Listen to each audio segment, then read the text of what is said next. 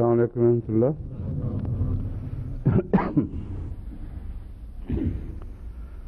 اعوذ باللہ من الشیطان الرجیم. بسم اللہ الرحمن الرحیم. واعبدوا اللہ ولا تشرکوا بہ شیئا وبالوالدین احسانا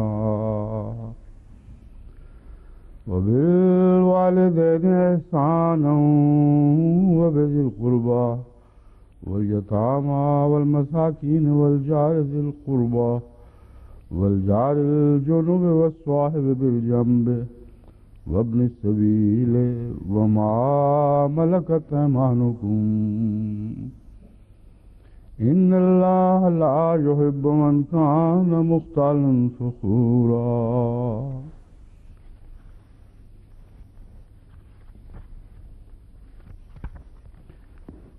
کل کے درس کے اختتام پر میں نے اس آیت کریمہ سے استنباط کیا تھا کہ اس میں ذی القربیٰ کے اندر لازماً میاں اور بیوی کے تعلقات شامل ہونے چاہیے، کیونکہ ایک ایسی مکمل فہرست جس میں جانوروں تک کا ذکر ہو، ہر چیز جو انسان کے تعلق میں کسی لحاظ سے بھی اس کے تعلقات کے دائرے میں آئے، وہ ہر چیز مذکور ہو، مسافر بھی مذکور ہو، اور وہ صورت جو خاص طور پر میاں بیوی کے تعلقات کو بڑی تفصیل سے بیان کر رہی ہے، وہ اس موقع پر میاں بیوی کے تعلق ہی کو چھوڑ جائے.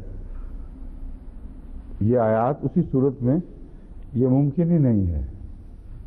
اس لیے میں نے یہ استنباط کیا تھا، اور حضرت مسلم موعود نے بھی کسی لفظ اقربون کے اندر میاں بیوی کو داخل سمجھا جو اس سے پہلے ورثے کی والی آیت کے اندر مذکور ہے. اور اس لیے میں دوبارہ یہ آپ کو سناتا ہوں. للرجال نصیب مما ترک الوالدان والاقربون وللنساء نصیب مما ترک الوالدان والاقربون مما قل منہ او کثر نصیب مفروضہ. یہ وہ پرنسپل آیت ہے جو وراثت کے تمام امور پر حاوی ہے اور تمام رشتوں پر حاوی ہے.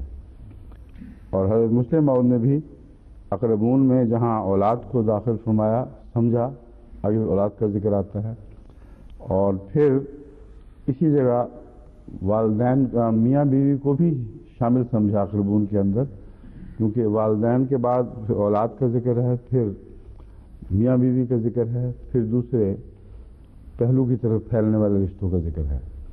تو لفظ اقربون بہت اہمیت رکھتا ہے، اور اس کی مختلف شکلیں ہیں. کہیں اولو القربا کا لفظ استعمال ہوتا ہے، کہیں ذوی القربا کا لفظ استعمال ہوتا ہے. تو یہ صورتحال فیصلہ کرے گی کہ ہر جگہ لفظ قرب کیا معنی رکھتا ہے. جہاں وضاحت کے ساتھ کسی قریبی رشتے کا ذکر ہو چکا ہو، وہاں دوبارہ جب لفظ قرب استعمال ہوگا تو وہ نسبتاً دور کے رشتوں کے متعلق استعمال ہوگا، پہلوں کے متعلق نہیں. چنانچہ انہی آیات میں جو وسیع سے تعلق رکھتی ہیں، حضر القسمت والی کون سی آیت ہے نکالیں؟ وَإِذَا حَضَرَ الْقِسْمَةَ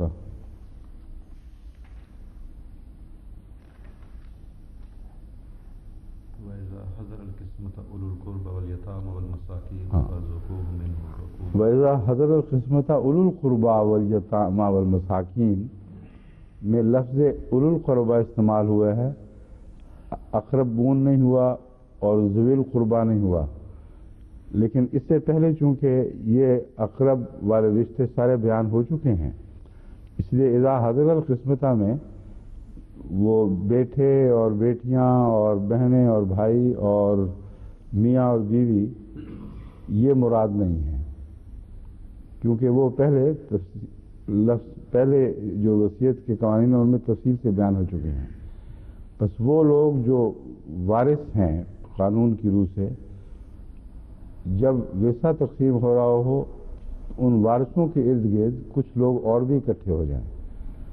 یہاں اولو القربہ سے مراد نہ بیٹے ہیں نہ بیٹیاں نہ میاں بیوی وغیرہ، بلکہ دیگر قرب کا تعلق رکھنے والے رشتہ دار جو براہ راست قانوناً ورثہ نہیں پاتے. تو اس لیے موقع محل کے مطابق لفظ قرب کی تشریح ہوگی. اور اس آیت میں چونکہ جیسا کہ میں نے بیان کیا ہے ہر قسم کے تعلقات پر روشنی ڈالی جا رہی ہے، اس لیے یہاں لفظ قریب کے اندر یا ذی القربا کے اندر لازماً وہ سارے رشتے شامل سمجھنے چاہیے جو وراثت والی آیت میں اقربون کے تابع بیان ہوئے ہیں، اور ان میں میاں بیوی کا رشتہ بھی موجود ہے اور اولاد بھی موجود ہے. اب صرف میاں بیوی کی بحث نہیں ہے، بالوالدین احسانا وبذی القربا، اگر ذی القربا کے لفظ کو عمومی رشتہ داروں تک ہی محدود سمجھا جائے تو اولاد بھی نکل جائے گی. اس لیے اولاد کے تعلقات کہاں گئے؟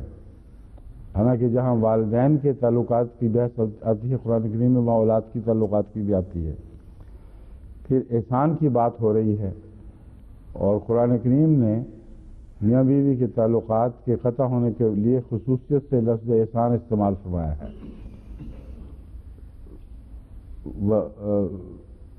احسان امساکم بمعروف اور تسریح باحسان،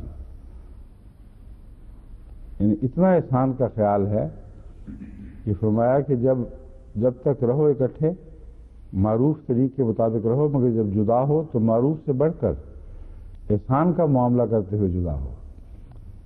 بہت ہی خوبصورت تعلیم ہے اور بہت ہی اعلیٰ درجے کی، جو اس صورتحال کے بالکل برعکس ہے جو ہم علیحدگی کے وقت دنیا میں پاتے ہیں. دنیا میں جب تک اکٹھے ہوں، اگر اختلاف بھی ہوں تو کچھ نہ کچھ گزارا ہو ہی جاتا ہے اور معروف کا کچھ لحاظ رکھتے ہیں. جب فیصلہ ہو جائے علیحدہ ہونے کا تو پھر وہ پل پڑتے ہیں ایک دوسرے کے نقائص پر، اور کھوج لگا کے بھی ابھارتے ہیں، اور وہ جو ایک دوسرے کے راز تھے ان کو بھی اچھالتے ہیں. تو اس موقع پر خدا کا احسان کا ذکر فرمانا خدا تعالیٰ کا بہت ہی اعلیٰ درجے کی تعلیم ہے. اصل احسان کا تو وہ موقع ہے جب تم الگ ہو رہے ہو، اور اتنا احسان کا ذکر کر کے اس تفصیلی آیت میں جہاں کوئی بھی انسانی تعلق نہیں چھوڑا گیا، اس میں وہ تعلق بیان نہ ہو. اس لیے میں دہرا رہا ہوں، اصرار کے ساتھ دہرا رہا ہوں کہ یہاں ذی القربا میں لازماً میاں بیوی کے تعلقات بھی داخل ہیں اور ماں باپ کی اپنی اولاد سے تعلقات اور ذمہ داریاں بھی داخل ہیں. ان سب میں احسان کا معاملہ کرو. ماں باپ کے جو فرائض ہیں اپنی اولاد کے لیے، اس کے متعلق تو حدیثیں اکٹھی نہیں نہ ہوئی ابھی تک، وہ بھی منگوا لیں. اس کے بعد سے ہی اب میں واپس آتا ہوں ذی القربا والی بحث کی طرف، اور اس میں کچھ میں نے احادیث کی روشنی میں باتیں بیان کر دی تھیں. اب میں میاں بیوی کے تعلقات کے ضمن میں احسان کیا ہونا چاہیے، کیا تقاضے ہیں دونوں کے ایک دوسرے پر، ان کی مثالیں احادیث کی روشنی میں کھولتا ہوں. حضرت ابو ہریرہ رضی اللہ تعالیٰ عنہ بیان کرتے ہیں، یہ ترمذی کتاب النکاح سے روایت لی گئی ہے کہ حضرت صلی اللہ علیہ وسلم نے فرمایا، مومنوں میں سے ایمان کے لحاظ سے کامل ترین مومن وہ ہے جس کے اخلاق اچھے ہیں، اور تم میں سے خلق کے لحاظ سے بہترین وہ ہے جو اپنی عورتوں سے بہترین اور مثالی سلوک کرتا ہو. اب یہاں لنسائکم کا لفظ ہے، صرف اہل کا لفظ نہیں، لیکن یہی مضمون زیادہ وسعت کے ساتھ حضرت صلی اللہ علیہ وسلم نے اہل کے حوالے سے اپنی ذات کے متعلق بیان فرمایا ہے. خیرکم خیرکم لأہلہ وَأَنَا خَيْرُكُمْ لِأَهْلِهِ. تو لفظ اہل یہاں نہ صرف بیویوں کے متعلق بلکہ بچوں کے متعلق بھی استعمال ہوتا ہے، اور اس میں سارے اہل جو اپنے گھر میں بسنے والے اپنے عزیز ہیں وہ سارے شامل ہو جاتے ہیں. مگر یہاں خصوصیت سے عورت کا ذکر ہے، اس لیے یہ میں بھی آپ کے سامنے رکھ رہا ہوں، کیونکہ بعض لوگ سمجھتے ہیں آہل سے عورت کو نکال دینا چاہیے، اور آل سے تو زبردستی نکال دیتے ہیں بعض لوگ، کیونکہ اس طرح پھر ازواج مطہرات کی ایک شان ابھرتی ہے جس کو بعض لوگ پسند نہیں کرتے۔ ان معاویہ تھا ایک، حضرت معاویہ بن حیدہ، حیدہ ہے یا حیدہ ہے؟ حیدہ ہی ہے۔ معاویہ ابن حیدہ رضی اللہ عنہ بیان کرتے ہیں کہ میں نے حضرت صلی اللہ علیہ وسلم سے عرض کی، اے اللہ کے رسول، بیوی کا حق خامند پر کیا ہے؟ آپ نے فرمایا جو تو کھاتا ہے اس کو کھلا، جو تو پہنتا ہے اس کو پہنا، اس کے چہرے پر نہ مار، نہ اس کو بدصورت بنا، اگر تجھے اس سے الگ رہنا پڑے تو گھر میں ہی ایسا کر، یعنی گھر سے اسے نہ نکال۔ اس میں جو دوسرا حصہ ہے مضمون کا، یہ ظاہری طور پر اس آیت کریمہ سے تعلق رکھتا ہے جس پر تفصیلی بحث گزر چکی ہے، مارنا کیا ہے، کیوں ہے، کن حالات اور کن شرائط کے ساتھ ہے۔ جو پہلا حصہ ہے اس میں یہ مطلب نہیں کہ اپنے مردانہ کپڑے عورت کو پہنا دو، جو تو پہنتا ہے اس کو پہنا، کہ جا کے آپ ڈاکٹر صاحب اپنا کوٹ اتاریں اور کہ آج تو میں یہی سن کے آیا ہوں۔ مراد یہ ہے کہ جس معیار کا تم پہنتے ہو اپنی بیوی کو بھی اسی معیار کا پہناؤ، جس معیار کا کھانا تم کھاتے ہو اسی معیار کا کھانا بیوی کو بھی کھلاؤ۔ بعض لوگوں میں عادت ہوتی ہے اور یہ معین شکایتیں ملتی رہتی ہیں کہ گھر میں تو دال روٹی اور گزارا جس حد تک بھی ہو سکے نون مرچ سے ہی گزارا کرنا پڑے، لیکن باہر جا کے ہوٹلوں میں خامد کھا کے آتے ہیں اور دوستوں کی مجلس میں عیش اڑاتے ہیں۔ یہ ایسی ایک کجی ہے مردانہ عادتوں میں کہ جس کے نتیجے میں آج بھی معاشرہ جو ہے وہ کڑوا ہو جاتا ہے، اس میں بڑی تکلیف دہ صورتحال دکھائی دیتی ہے۔ تو قرآن کریم دیکھیں کس طرح ہر زمانے کی کتاب ہر حال پر چسپاں ہونے والی تعلیم رکھتا ہے، اور اس ضمن میں بعض دفعہ بیویاں بھی اس طرح کرتی ہیں کہ چھپ کے خامد سے اچھی چیزیں کھاتی ہیں، اور جو خامد آ جائے تو اپنا حال برا بنا کے تو دکھاتی ہیں یہ تم دیتے ہو یہی کچھ ہے۔ اس کے متعلق ایک لطیفہ بھی آتا ہے جو اس لیے بتا رہا ہوں کہ ایسے واقعات حقیقت میں ملتے ہیں اور مثالیں بھی دی جاتی ہیں۔ ایک عورت تھی جس کو عادت تھی کہ اپنے خامند کو تو چھوڑ بچوں سے بھی چھپا کے کھاتی تھی، اچھی اچھی چیزیں کھانے کی نکال کے وہ چولہا جو ٹھنڈا ہو جائے اس کے اندر چھپا کے آگے کر دیا کرتی تھی، اور جب کھانا کھلاتی تھی بچوں کو تو بچے ایک کال سے کہتے تھے کہ اماں اپنے لیے بھی کچھ رکھ، کہ چھٹ پر مانو ماں پہ ہی چولہے بچ ماں کا کیا ہے، ماں تو چولہے میں پڑی رہتی ہے اور کھانا اس کا چولہے میں ہوتا تھا۔ تو ایسی مائیں بھی ہوتی ہیں، ایسے باپ بھی ہوتے ہیں، اور یہ ساری ناانصافیاں ہیں اور بدخلقیاں ہیں۔ جب رفاقت ہو زندگی کی تو ہر چیز میں رفاقت ہونی چاہیے، کھانے میں بھی بہترین کھانے کے وقت سب سے پہلے بیوی کا خیال آنا چاہیے، اور بہترین کھانے کے بعد بیوی کو بھی سب سے پہلے خاوند کا خیال آنا چاہیے، اور اسی طرح بچوں اور عزیزوں کا۔ اور یہ اعلیٰ درجے کا احسان ہے جس کو قرآن کریم نے لفظ احسان کے تابع بیان فرمایا، اور حضرت صلی اللہ علیہ وسلم نے اس کی تشریح فرمائی۔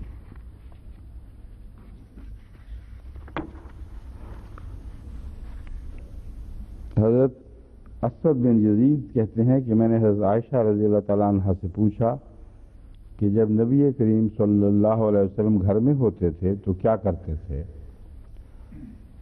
اب خیرکم لأہلہ کی تفصیل معلوم ہونی چاہیے۔ انہوں نے کہا اپنے گھر والوں کے ہر کام میں ہاتھ بٹاتے، اور جب نماز کا وقت آتا تو مسجد چلے جاتے، نماز کا وقت آتا اور بیچ کے دوران گھر میں جو دوسرے کام ہیں وہ سارے تو بیان نہیں فرمائے حضرت عائشہ رضی اللہ عنہا نے، مگر چونکہ اس سائل کی مراد یہ تھی کہ کام کاج کیا کرتے ہیں، انہیں رسول اللہ علیہ وسلم کا اور کام کوئی تھا ہی نہیں، اتنے بڑے کام تھے کہ قرآن کریم فرماتا ہے کہ دن بھر تجھے پوری طرح عبادت کے لیے بھی توجہ الگ کرنے کا موقع نہیں ملتا. ہر وقت تو بے حد مصروف رہتا ہے. بس دن کو اگر کچھ کمی رہتی ہے اور تجھے حسرت رہتی ہے کہ میں زیادہ یاد کرتا اللہ کو، زیادہ توجہ دیتا، فَإِذَا فَرَغْتَ فَانْصَبْ وَإِلَىٰ رَبِّكَ فَارْغَب. تو جب دن بھر کے کاموں سے فارغ ہو جایا کرے تب پھر کھڑا ہو جا کر اور رات خدا کے ذکر میں گزارا کر. تو یہ باتیں بتاتی ہیں کہ ان حدیثوں کا یہ معنی صرف لے لینا، نقشہ کھینچ لینا کہ گھر میں ہر وقت صرف ہانڈی چولہے کا یا کپڑے سینے کا ہی کام تھا، یہ بالکل غلط نتیجہ نکالا جاتا ہے. اصل میں حضور صلی اللہ علیہ وسلم کی دن بھر کی مصروفیتیں اکثر دینی مہمات سے تعلق رکھتی تھیں اور بے انتہا کام تھے. تمام عالم اسلام میں جو پھیلتا چلا جا رہا تھا، بے شمار مسائل تھے جن کا حل کرنا تھا، تربیتی مسائل تھے، علمی مسائل تھے، قرآن کریم کی نزول اور اس کی حفاظت کا انتظام تھا. اس کے لیے کاتبوں کو خود لکھوانا اور نگرانی کرنا کہ اس صحیح لکھا گیا ہے. تو یہ جو حدیثیں پیش کی جاتی ہیں بعض ان کو زیادہ ہی اتنا اچھال دیا جاتا ہے کہ لوگ سمجھتے ہیں بس یہی رسول صلی اللہ علیہ وسلم گھر میں کام تھا، کپڑے سی رہے ہیں بیٹھے یا بیوی کی مدد کر رہے ہیں. یہ غلط نتیجہ ہے. اصل یہ ہے کہ سخت مصروف ہونے کے باوجود حضرت صلی اللہ علیہ وآلہ وسلم اتنا احسان کا سلوک فرماتے تھے کہ بیوی کی روزمرہ کے کاموں میں بھی مدد فرماتے تھے. سمجھے؟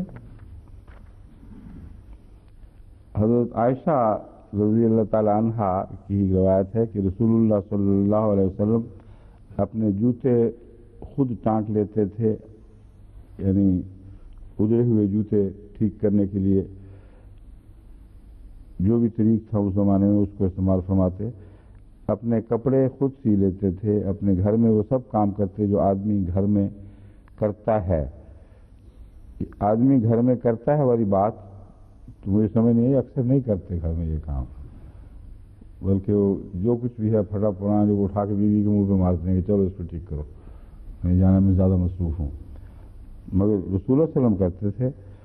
اور حضرت عائشہ رضی اللہ تعالیٰ عنہ فرماتی ہیں کہ آپ انسان تھے، اپنے کپڑوں میں سے اگر کوئی کیڑا کوئی چیز داخل ہو جائے، انسان سے کہنے کا مطلب یہ تھا کہ صفائی کے خلاف نہیں یہ بات، بے حد نظافت کے باوجود، بے حد صفائی کے باوجود بعض دفعہ ماحول میں، بعض بارشوں کے دور میں کیڑے جوئیں اس قسم کی چیزیں کپڑوں میں آ جایا کرتی ہیں یا ساتھی سے آ کے منتقل ہو جایا کرتی ہیں. تو فرمایا وہ بھی اپنے ہاتھوں سے یہ نکالتے تھے اور بکری خود دھو لیتے تھے اور اپنے کام جہاں تک ممکن ہو آپ ہی کرتے تھے، دوسروں پر ان کا بوجھ نہیں ڈالتے تھے. حضرت ابو ہریرہ رضی اللہ تعالیٰ عنہ بیان کرتے ہیں کہ حضرت صلی اللہ علیہ وآلہ وسلم نے فرمایا مومن کو اپنی مومنہ بیوی سے نفرت اور بغض نہیں رکھنا چاہیے. اگر اس کی ایک بات اسے ناپسند ہو تو دوسری بات پسندیدہ ہو سکتی ہے. یعنی بعض دفعہ بعض عورتوں کی بعض کمزوریوں کی وجہ سے، خواہ وہ جسمانی ہوں یا عادت سے تعلق رکھنے والی ہوں، بعض مردوں کا دل اتنا اچاٹ ہو جاتا ہے کہ گویا وہ عورت ان کے لیے روزمرہ ایک مصیبت کا موجب بنی رہتی ہے. جذباتی طور پر جب بھی واسطہ ہو وہ کہتے ہیں یہ کیا مصیبت گلے پڑ گئی. رسول اللہ صلی اللہ علیہ وسلم نے فرمایا ہے کہ ایسا نہ کرو اور اس سے بچنے کی ایک اعلیٰ ترکیب بھی بیان فرما دی. آپ نے فرمایا اگر تم ہمیشہ ایک دوسرے کی عیوب پر نگاہ رکھو گے، مثلا میاں اپنی بیوی کے کسی عیب پر نگاہ رکھے گا تو پھر وہ نگاہ رکھنا آہستہ آہستہ ایک دائمی بغض میں تبدیل ہو جائے گا.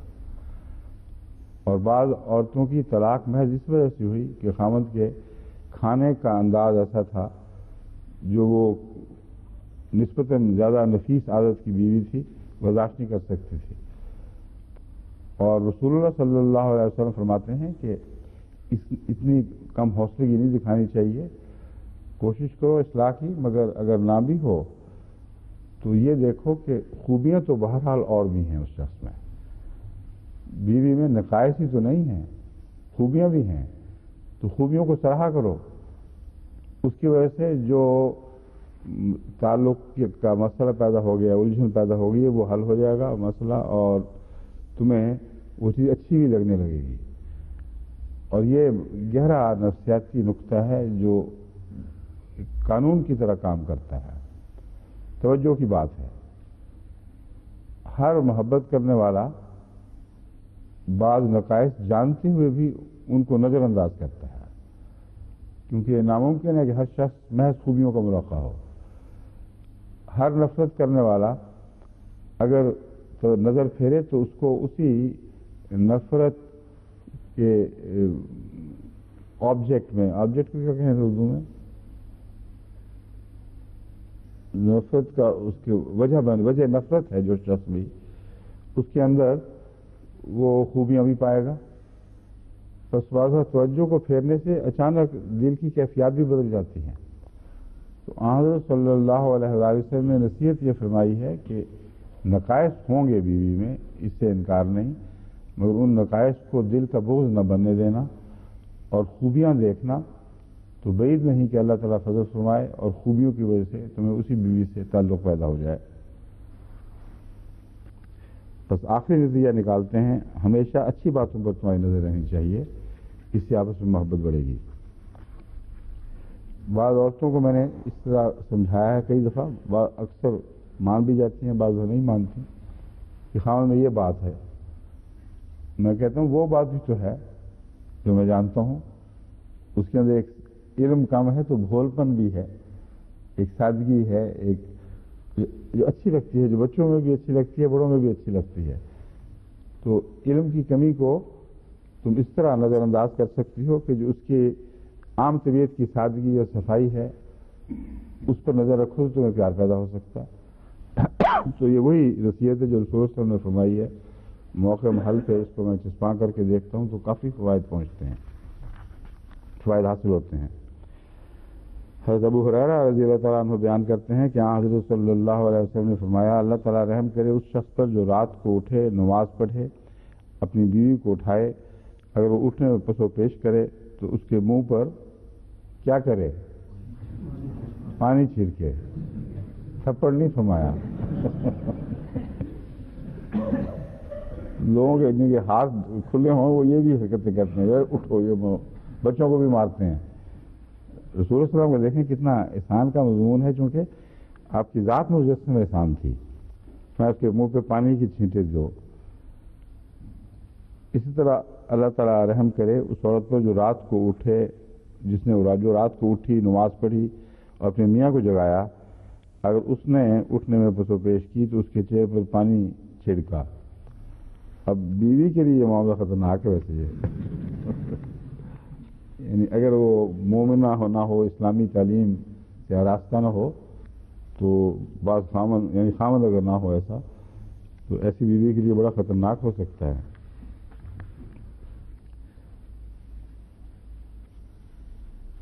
حضرت ابن عباس رضی اللہ تعالیٰ عنہ سے روایت ہے، یہ بخاری سے حدیث لی گئی، فرمایا مجھے آگ دکھائی گئی۔ اب اس میں دوسرا پہلو بھی اب آ گیا شروع۔ پہلے مرد بڑے خوش ہو رہے تھے، پھر میں نے عورتوں کو خوش کیا، عورتوں کے حقوق بتا کے۔ اب عورتوں سے بات شروع کیا، میں مردوں کو بھی بتاتا ہوں کہ ان کے بھی حقوق ہیں کچھ جن کو نظر انداز نہیں فرمایا گیا۔ حضرت ابن عباس سے روایت ہے، اور یہ روایت وہ ہے جو دل ہلا دینے والی ہے کہ رسول اللہ صلی اللہ علیہ وسلم نے فرمایا مجھے آگ دکھائی گئی، میں نے اس میں اکثر عورتوں کو مبتلا پایا، اور کیونکہ وہ کفر کا ارتکاب کرتی ہیں، عرض کیا گیا کہ کیا وہ اللہ کا انکار کرتی ہیں؟ کفر کا معنی انکار بھی ہے اور ناشکری بھی، تو یہاں حضرت صلی اللہ علیہ وسلم کی مراد ناشکری تھی۔ تو جب پوچھا گیا کیا وہ اللہ کا انکار کرتی ہیں، آپ نے فرمایا نہیں، بلکہ احسان ناشناسی کی مرتکب ہوتی ہیں۔ اگر ساری عمر احسان کیا جائے اور پھر کوئی بات خلاف طبیعت دیکھے تو چیخ اٹھتی ہیں کہ میں تجھ سے کبھی کوئی برائی نہیں دیکھی۔ اب یہ ایک ایسی بات ہے جو واقعتاً عورتوں کی کمزوری ہے، جو ہم نے کئی دفعہ دیکھی ہے۔ جتنا مرضی اس سے احسان کا سلوک کرتے رہو ساری عمر، کبھی ایک دفعہ کوتاہی ہوگی تو کہتے ہیں لوگ تمہارے گھر تو ہم نے سکون دیکھا ہی کچھ نہیں، ہمیشہ یہی رہا ہے، ہمیشہ یہی مصیبت۔ یہ بہت خطرناک بات ہے، اور جہنم میں زیادہ دیکھنا یا آگ میں دیکھنا یہ مضمون ہے جو غور طلب ہے۔ عام طور پر تو یہی مراد لی جاتی ہے کہ جہنم میں عورتیں زیادہ ہوں گی، جو ایک دل ہلا دینے والی بات ہے، لیکن لفظ نار اگر صرف استعمال ہوا ہو جیسا کہ یہاں نار ہے تو اس کا ایک یہ معنی بھی ہے کہ ایسی عورت کی زندگی ہی ایک جہنم بنی رہتی ہے، جو ناشکری ہے وہ ہمہ وقت جہنم میں جلتی رہتی ہے، کیونکہ اس کو اچھی چیزیں کوئی بھی دکھائی نہیں دے رہی ہوتی، برائیاں اس کو منہ پھاڑ پھاڑ کر اس کو دیکھتی اور تکلیف پہنچاتی ہیں، اور وہ پھر بیچاری اپنی ناشکری کی آگ میں جل جل کر مر جاتی ہے۔ اور شکر گزار ہونا اور ناشکرہ ہونا دونوں میں زمین آسمان کا فرق ہے۔ ایک شکر گزار شخص انہی حالات میں جنت پا لیتا ہے جن حالات میں ایک ناشکرہ جہنم کے سوا کچھ حاصل نہیں کرتا۔ تو جو بھی اس کے معنی ہوں، یہ ہوں یا وہ ہوں، اس دنیا میں بھی اور اس دنیا میں بھی ناشکری کی جزا تو آگ بارہا بیان کی گئی ہے، اس لیے اگر وہ بھی مراد ہے تو بہت ہی خطرناک ایک چیز ہے، اور یہ وہ بات ہے جو رسول اللہ صلی اللہ علیہ وسلم کی طبیعت کے برعکس ہے اس بات کا کہنا، کیونکہ حضرت صلی اللہ علیہ وآلہ وسلم نے جو 3 باتیں بیان فرمائیں جن میں فرمایا میری آنکھوں کی ٹھنڈک ہے، ان میں ایک عورت کو بھی بیان فرمایا، اور عورت کو ایک خوشبو کے ساتھ رکھا ہے۔ اس حدیث پر میں تفصیل سے روشنی ڈال چکا ہوں پہلے۔ تو یہ وہ بعض ایسے امور ہیں جن سے صاف پتہ چلتا ہے کہ حضرت صلی اللہ علیہ وآلہ وسلم کوئی بات اپنے نفس سے نہیں کرتے تھے، بلکہ بین ہی حقائق پر رہتے ہوئے بات فرماتے تھے، خواہ نتیجہ پسند ہو یا ناپسند ہو۔ ورنہ رسول اللہ علیہ وسلم کا اتنا پیار عورتوں سے، اور اتنا لحاظ، اتنا احسان کا سلوک، اتنا ان کی کمزوریوں سے درگزر کرنے کا رجحان، یہاں تک کہ فرمایا کہ عورت کو خواہ ٹیڑھی بھی ہو اتنا سیدھا کرنے کی کوشش نہ کرنا کہ ٹوٹ ہی جائے۔ یاد رکھو پسلی سے پیدا کی گئی ہے، پسلی میں ایک خم ہے، اور اس خم کو سیدھا نہیں کیا جا سکتا، سیدھا کرو گے تو ٹوٹ جائے گا، اور سیدھا کرنا ہے بھی بیوقوفی، کیونکہ خم میں بھی ایک حسن ہے، وہ جو پسلی کے خم کا حسن ہے وہ سیدھی ہڈی میں نہیں ہے۔ تو حضرت صلی اللہ علیہ وسلم اتنے باریک لطیف انداز میں خواتین کی خوبیوں کو بھی بیان فرماتے ہیں۔ بس یہ جو بات ہے یہ لازماً رسول اللہ صلی اللہ علیہ وسلم نے ایک ٹھوس حقیقت کے طور پر دیکھی ہے، جس کو بیان کیے بغیر آپ رہ نہیں سکتے تھے، اور نصیحت کے رنگ میں ہے، نہ کہ ان کی تذلیل کے رنگ میں، کہ تم ہوش کرو، ناشکری کے نتیجے میں تم جہنم کو مالو گی، جبکہ ساری عمر اتنی خدمتیں کرتی اور مصیبتیں اٹھاتی ہو، یہاں تک کہ تمہارے پاؤں تلے جنت رکھ دی گئی ہے اولاد کے لیے، اور خود جہنم میں چلی جاؤ ناشکری کر کے، تو یہ جائز بات، درست بات نہیں ہے۔ حضرت نے تمہارے لیے اچھا سودا نہیں ہے، یہ کہنا چاہیے مجھے۔ پھر وہ عورتیں جو خاوند کی رضا کے ساتھ فوت ہوتی ہیں، ان کے متعلق فرمایا جو عورت اس حالت میں فوت ہوئی کہ اس کا خاوند اس سے خوش اور راضی ہے، وہ جنت میں جائے گی۔ بخاری کی ایک حدیث ہے، اس میں حضرت ابو ہریرہ بیان کرتے ہیں کہ حضرت صلی اللہ علیہ وسلم نے فرمایا عورتوں کی بھلائی اور خیر خواہی کا خیال رکھو، کیونکہ عورت پسلی سے، وہی آ گئی ہے حدیث کا میں ذکر کر رہا تھا، کیونکہ عورت پسلی سے پیدا کی گئی ہے، یعنی اس میں پسلی کی طرح خم ہے۔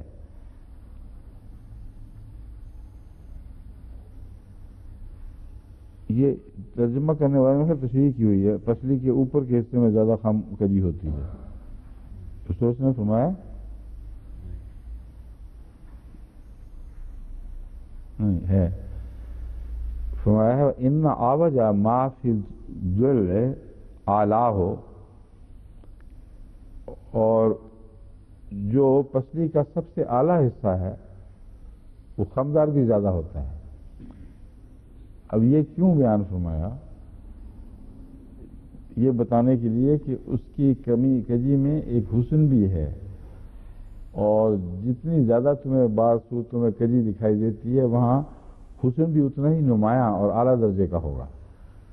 تو یہ یاد رکھنا، اور یہ ایک ایسی بات ہے جس کا نخرے اشفا وغیرہ سے تعلق ہے، تو ضروری نہیں کہ ناشکری ہی ہو عورت کی طرف سے۔ بعض دفعہ محبت کے اظہار میں عورت نخرے کرتی ہے، اشفوں سے کام لیتی ہے، دنیا بھر کی شاعری سے بری پڑی ہے۔ تو اس کی مثال کے طور پر رسول اللہ صلی اللہ علیہ وسلم فرماتے ہیں پسلی کا جو اعلیٰ حصہ ہے وہ آوج بھی ہے، جتنا بلند ہے اتنا ہی ٹیڑھا بھی ہے۔ پھر فرماتے ہیں کہ اگر تم اس کو سیدھا کرنے کی کوشش کرو گے تو اسے توڑ دو گے،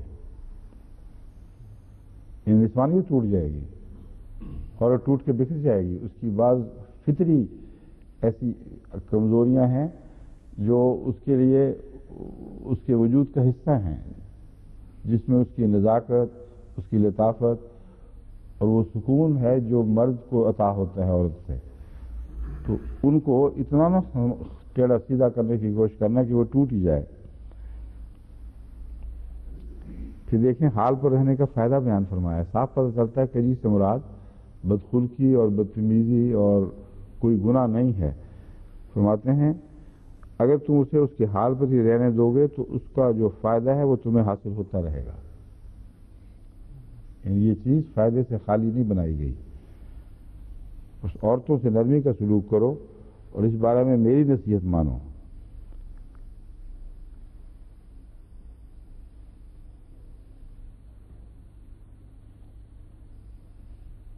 یہاں میری نصیحت مانو تو عربی میں ہے ہی کوئی نہیں، ترجمہ کرنے والے تشریح ترجمہ جب کر دیتے ہیں تو صاف پتہ چل جاتا ہے۔ مجھے یقین تھا یہ رسول صلی اللہ علیہ وسلم نے فرمایا، وہاں نہیں ہے۔ ایک اور روایت میں ہے کہ عورت پستی کی طرح ہے کہ تم اس کو سیدھا کرنے کی کوشش کرو گے تو اسے توڑ دو گے، لیکن اس کے ٹیڑھے پن کے باوجود اس سے فائدہ اٹھانے کی کوشش کرو گے تو فائدہ اٹھا لو گے۔ یہ وہی چیزیں بیان ہو چکی ہے۔ حضرت ابو ہریرہ رضی اللہ تعالیٰ عنہ بیان کرتے ہیں کہ حضرت صلی اللہ علیہ وسلم نے فرمایا، سے دریافت کیا گیا کہ کون سی عورت بطور رفیق کا حیات بہتر ہے؟ آپ نے فرمایا وہ جس کے یہ اب جو باتیں تھیں اچانک ان باتوں نے مجھے حوالہ دیکھنے پر مجبور کیا، تو حوالہ بہقی کا نکلا جس سے میں الرجک ہوں، کیونکہ بہقی 6 7ویں صدی کی کتاب اور وہ اس حدیثوں کے نام پہ اکٹھا کر لیا ہے جس میں بہت سی باتیں ناممکن ہیں کہ رسول اللہ صلی اللہ علیہ وسلم نے فرمائی۔ قرآن کے منافی مضمون، قدرت الہی کے منافی مضمون، کائنات کا جو بھیانک نقشہ کھینچتی ہیں وہ باتیں۔ ایک قطرہ ابل رہا ہے اس کے خون کا، حضرت یحییٰ کے خون کا، جو 70,000 سال تک ابلتا رہے گا، یہاں تک کہ اس کے خون کا بدلہ اتارا جائے وغیرہ وغیرہ۔ وہ بیل جس نے سینگ پر دنیا کو اٹھایا ہوا ہے اور کائنات کو اٹھایا ہوا ہے، یہ ساری حدیثیں بیکی میں ملتی ہیں۔ تو ابھی جو میں نے دیکھی آگے میں نے کہا فوراً دیکھوں کہ کون سی حدیث ہے، اور بہقی کا حوالہ مل گیا اس میں۔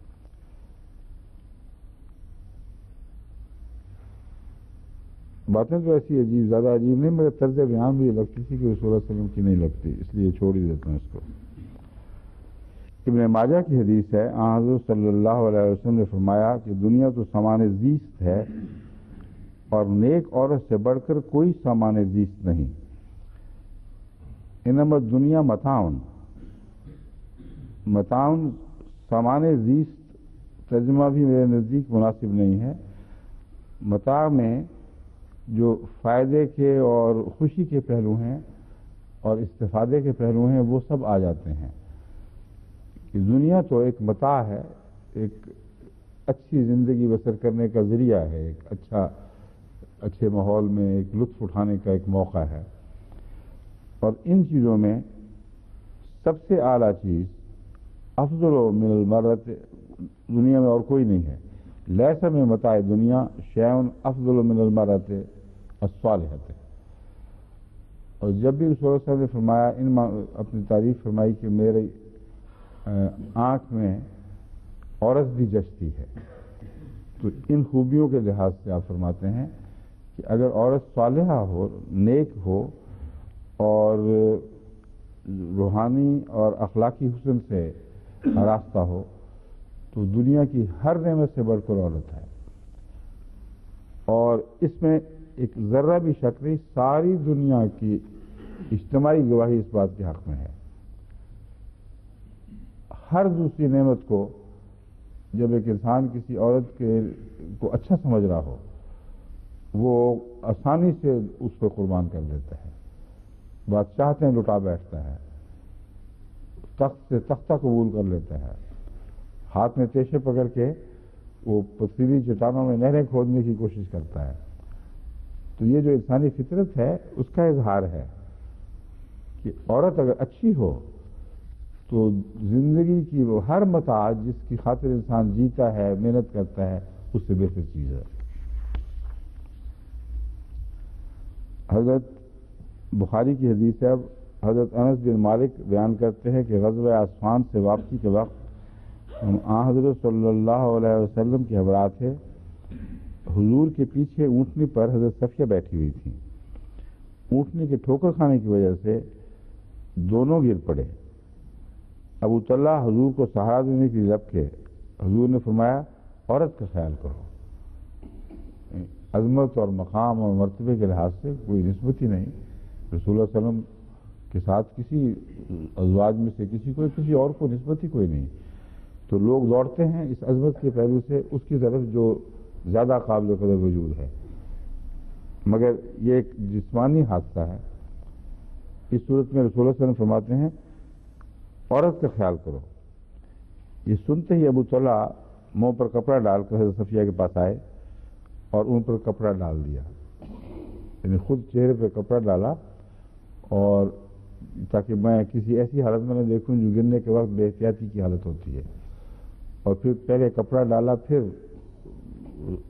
جو بھی خیال کی صورت ہو سکتی تھی وہ میں نہیں سمجھتا کہ جسمانی طور پر آپ کو خیال کر سکتے تھے، یہی ہو سکتا تھا خیال جو کیا گیا، اور باقی پھر رسول اللہ صلی اللہ علیہ وسلم نے خود ہی پوچھا ہوگا۔ پھر ان دونوں کے لیے سواری کو درست کیا اور حضرت صفیہ اس پر، رسول اللہ صلی اللہ علیہ وسلم اور حضرت صفیہ اس پر سوار ہو گئے۔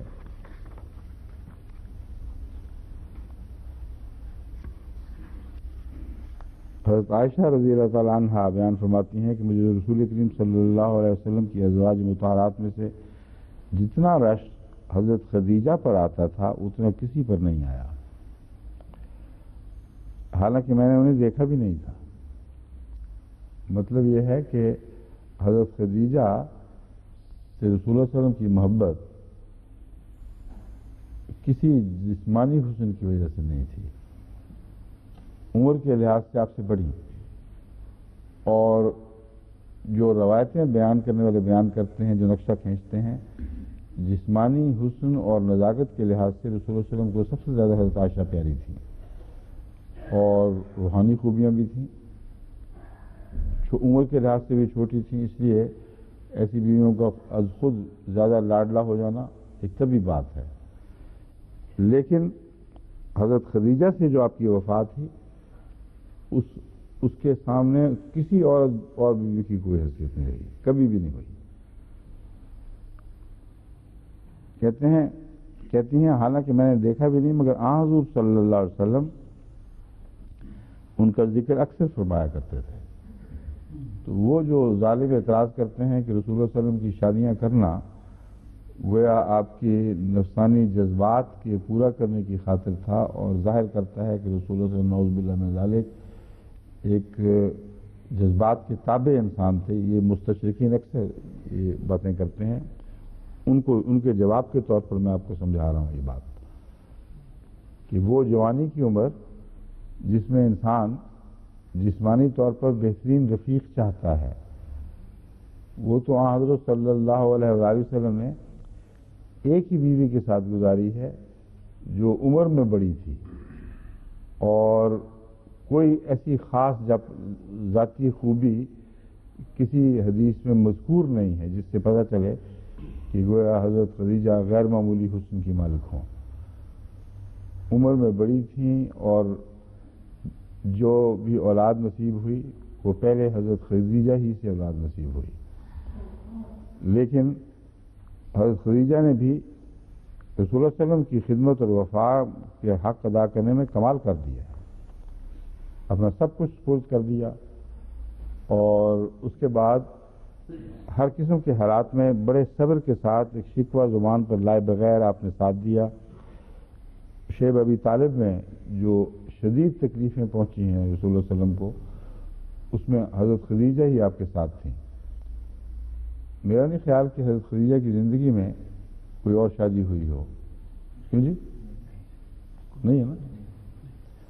ہاں، ضمناً مجھے یاد آیا، میں نے ایک دفعہ ذکر کیا تھا کہ حضرت ابراہیم کو میں نے کہا تھا یہ ایک ہی بیٹا ہے رسول اللہ صلی اللہ علیہ وسلم کے، اس پر میں نے بعد میں ذکر بھی خود ہی دوسرے دن اصلاح کی کہ ایک ہی بیٹے سے مراد یہ ہے وہ بیٹا جس نے کچھ عمر پائی، جس کے متعلق نبوت کے لفظ استعمال ہوا ہے۔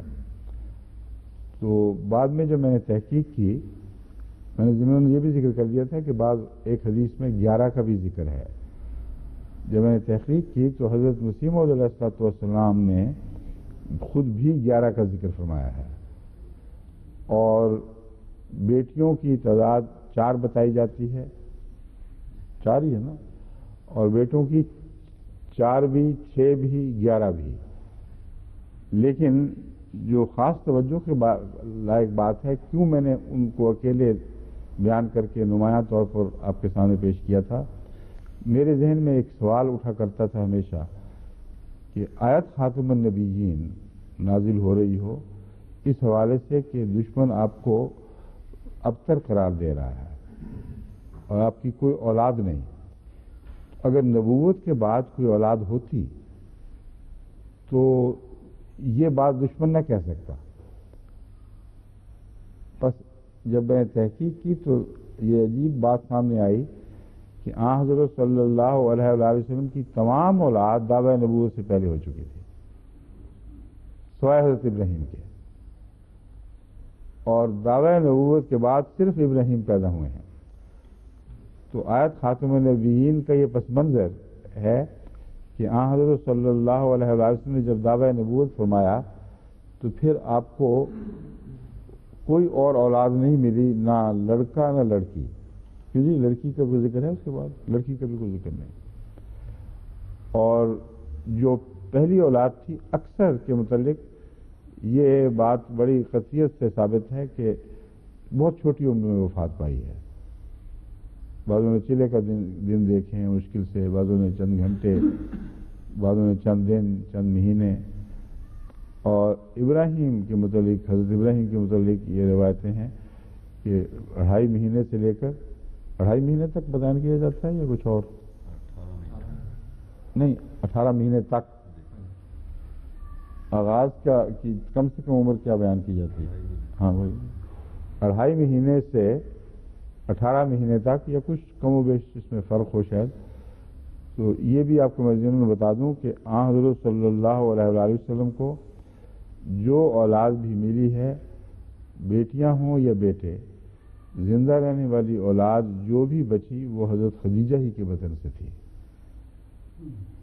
اور اس کثرت سے اگر اولاد ہو تو اس کے بڑھاپے کی عمر میں اس سے کیا جسمانی تعلق ہو سکتا ہے؟ یعنی محض جسمانی تعلق تو اس کے لیے کوئی معنی نہیں رکھتا انسان کے لیے۔ بس آن حضرت صلی اللہ علیہ وآلہ وسلم پر نفس کے تابع ہونے کا الزام ہر پہلو سے بالکل جھوٹا، لغو، اور آپ کی سیرت کا ہر پہلو اس الزام کو رد کرتا ہے، اور ازواج کی تاریخ بھی اس الزام کو رد کرتی ہے۔ ان نبوت کے 10 سال تک تقریباً حضرت خدیجہ کی کا وصال کب ہوا ہے؟ 8ویں 9ویں سال میں، ہاں شیخ ابی طالب کے زمانے میں، جو 4 سے لے کر 11-12 تک ہے، معین پتہ ہے؟ 4 یا 5 ہجری سے نبوی سے شروع ہوتا ہے اور پھر ہجرت کے قریب تر پہنچ جاتا ہے، آخری 1-2 سال ہیں جن میں شیب ابی طالب سے آزادی نصیب ہوئی ہے، اس سے پہلے اسی قید کی حالت میں تھے، اور ایک ہی بیوی تھی جو حضرت خدیجہ رضی اللہ تعالیٰ عنہ تھیں۔ تو حضرت عائشہ یہ فرماتی ہیں کہ آپ کبھی بکری ذبح کرتے، پھر اس کا گوشت بنا لیتے تو اسے حضرت خدیجہ کی سہیلیوں کے پاس تحفۃ نثار کرتے۔ جو پہلے بھی حدیث گزری ہیں کہ جو فوت شدہ ہے اس سے پیار کا اظہار کرنا ہے تو اس کے تعلقات کے حقوق بعد میں بھی ادا کرتے چلے جاؤ۔ اس سے پتہ چلتا ہے کہ حضرت خدیجہ کی عادت تھی، یعنی ان کی سیرت پر روشنی پڑتی ہے، ورنہ رسول اللہ صلی اللہ علیہ وسلم نے یہ شرط لگائی ہو کہ جو مرحوم کرتا ہو وہی کیا کرو، یہ کر نہیں سکتے تھے کہ حضرت خدیجہ کے اندر یہ عادت نہ ہو، یہ سخاوت نہ ہو۔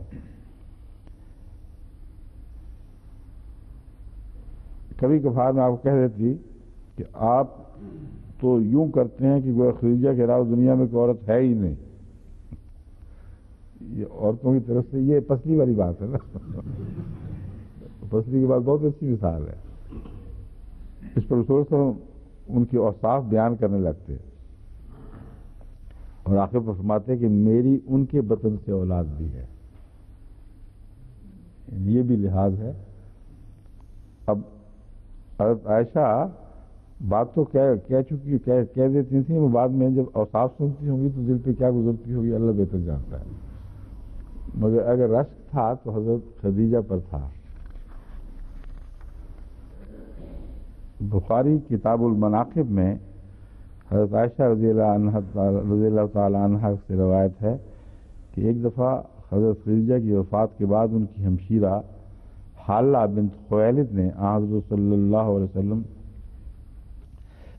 کے پاس آنے کے لیے اجازت طلب کی، تو حضور صلی اللہ علیہ وسلم چونک اٹھے آواز سن کر۔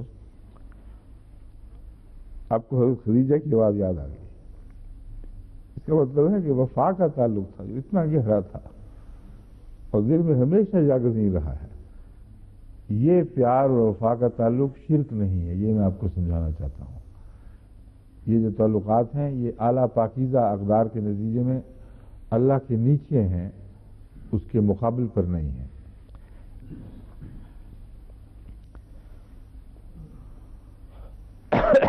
پھر آپ نے فرمایا بار خدا یہ تو حالہ ہے۔ اچانک چونکے ہیں کہ جیسے حضرت خدیجہ آ گئی ہوں، کہ نہیں یہ تو حالہ ہے۔ حضرت عائشہ رضی اللہ تعالیٰ عنہ بیان کرتی ہیں کہ حضرت صفیہ رضی اللہ تعالیٰ عنہ رسول اللہ صلی اللہ علیہ وسلم کی بیوی جو پہلے یہودی مذہب رکھتی تھیں کا اونٹ بیمار ہو گیا، اور حضرت زینب رضی اللہ عنہ کے پاس ایک زائد اونٹ تھا جو رسول اللہ صلی اللہ علیہ وسلم نے زینب سے کہا کہ صفیہ کو دے دو۔ زینب کی زبان سے نکلا بھلا میں اس یہودیہ کو اپنا اونٹ کیوں دوں؟ یہ بھی وہ پسلیوں والی بات ہی ہے، عورتوں سے نکل جاتی ہیں ایسی باتیں، اپنی سوت کو دلوائے کہ اس کا اونٹ بیمار ہے تم دے دو۔ اس پر رسول اللہ صلی اللہ علیہ وسلم کا چہرہ غصے سے تمتما اٹھا،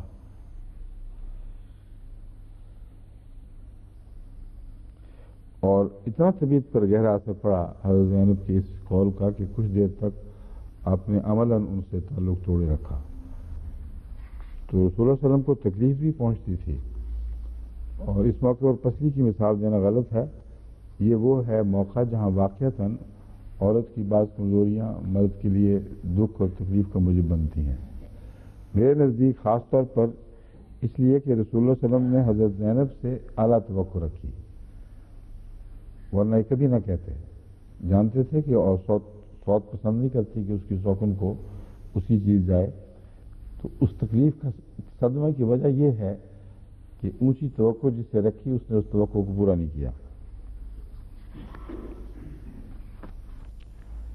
بخاری کتاب الصلاۃ میں مذکور ہے، حضرت ابن شہاب عروہ بن زبیر سے روایت کرتے ہیں کہ حضرت عائشہ رضی اللہ تعالیٰ عنہ بیان فرماتی ہیں مجھے وہ نظارہ یاد ہے کہ ایک دفعہ رسول کریم صلی اللہ علیہ وسلم میرے حجرے کے دروازے کے سامنے کھڑے تھے اور مسجد نبوی میں حبشی لوگ فوجی کرتب دکھا رہے تھے۔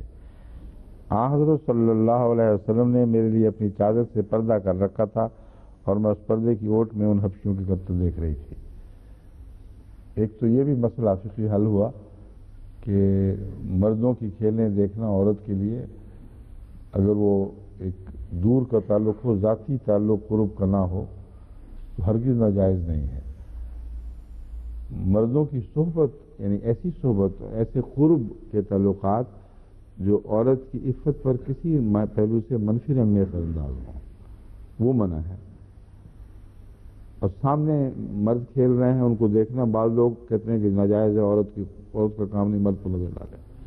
رسول اللہ صلی اللہ علیہ وسلم نے خود پردہ کیا ہوا اور حضرت عائشہ دیکھ رہی ہیں، اور ٹیلی ویژن پر اگر ہو جائے تو پھر تو بالکل ہی کوئی اس کا منفی پہلو باقی رہتا ہی نہیں۔ اور اگر نیک لوگ پیش ہو رہے ہیں، پوری احتیاطوں کے ساتھ ہو رہے ہیں کہ ان کے جسم کا ننگ نہیں ہے، تو اس پر بعض جو مولویانہ اعتراض کرتے ہیں ان کے لیے اس کی کوئی گنجائش نہیں۔ یہ حدیث ان کا جواب دینے کے لیے کافی ہے۔ حضرت عائشہ رضی اللہ تعالیٰ عنہ بیان فرماتی ہیں، میں نبی اکرم صلی اللہ علیہ وسلم کو اس حال میں دیکھا کہ آپ اپنی چادر سے آڑ کر لیا کرتے، اور میں حبشی لوگوں کو مسجد میں جنگی مشق کرتے دیکھتی۔ یہ کرتے اور دیکھتی کا مجھے نہیں سمجھ آئی، یہ تو نہیں کہ روزانہ یہ واقعہ ہوا کرتا تھا، ترجمہ غلط ہوگا۔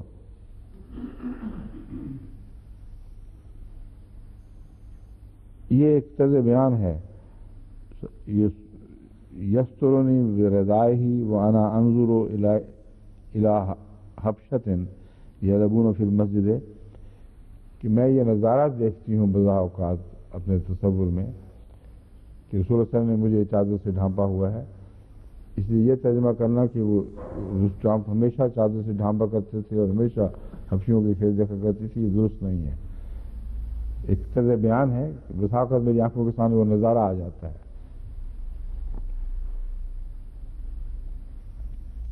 فرماتے جب تک میں خود اکسان آ جاتی رسول اللہ صلی اللہ علیہ وسلم نہیں تھکتے تھے۔ اس کے بعد حضرت عائشہ نصیحت کرتی ہیں یہ حوالہ دے کر، بس اے لوگو، اگر تم کسی کم سن لڑکی سے شادی کرو تو اس کے جذبات اور احساسات کا خیال رکھو۔ کم سن عورت کھیل اور تفریح کی شوقین ہوتی ہے۔ اب یہ نتیجہ جو ہے کم سن کے ساتھ اس کو ماننا لازم نہیں ہے، کیونکہ کھیلوں کے شوقین تو بڑے لوگ بھی ہوتے ہیں، بعض معمر لوگ بھی ہوتے ہیں۔ سوال صرف مسئلہ کیا ہے، شادی شدہ تھیں، جوان تھیں۔ ایک جوان عورت دیکھ سکتی ہے، اور ان باتوں میں اس کے احساسات کا خیال رکھنا جائز بلکہ شرعی تقاضوں کے مطابق ہے، اور خام خواہ ان احساسات کو غلط کہہ کے رد کرنے کی اجازت نہیں ہے۔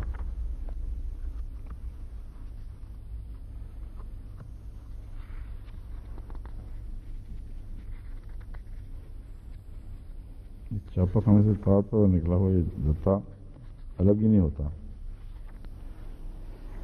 اب ایک دفعہ اسماء بنت یزید انصاری حضرت صلی اللہ علیہ وسلم کی خدمت میں عورتوں کی نمائندہ بن کر آئیں اور عرض کیا، یہ اصول الغابہ سے لی گئی ہے،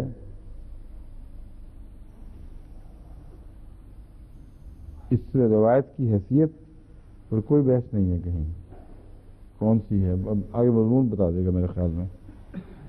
عورتوں سے حضور کی خدمت میں حاضر ہوئی نمائندہ بن کر، اللہ تعالیٰ نے آپ کو مردوں اور عورتوں سب کی طرف مبعوث فرمایا ہے۔ ہم عورتیں گھروں میں بند ہو کے رہ گئی ہیں، اور مردوں کو یہ فضیلت اور موقع حاصل ہے کہ وہ نماز با جماعت، جمعہ اور دوسرے مواقع اجتماع میں شامل ہوتے ہیں، نماز جنازہ پڑھتے ہیں، حج کے بعد حج کرتے ہیں، اور سب سے بڑھ کر اللہ تعالیٰ کی راہ میں جہاد کرتے ہیں۔ اور جب آپ میں سے کوئی حج، عمرہ یا جہاد کی غرض سے جاتا ہے تو ہم عورتیں آپ کی اولاد اور آپ کے اموال کی حفاظت کرتی ہیں اور سوت کاٹ کر آپ کے کپڑے بنتی۔ یہ ساری روایت ہی بڑی عجیب ہے، اسی لیے میں نے شروع میں ہی دیکھ لیا تھا کہ حوالہ کیا ہے۔ کتنے حج کیے ہیں رسول اللہ صلی اللہ علیہ وسلم کی زندگی میں صحابہ نے، کیونکہ وہ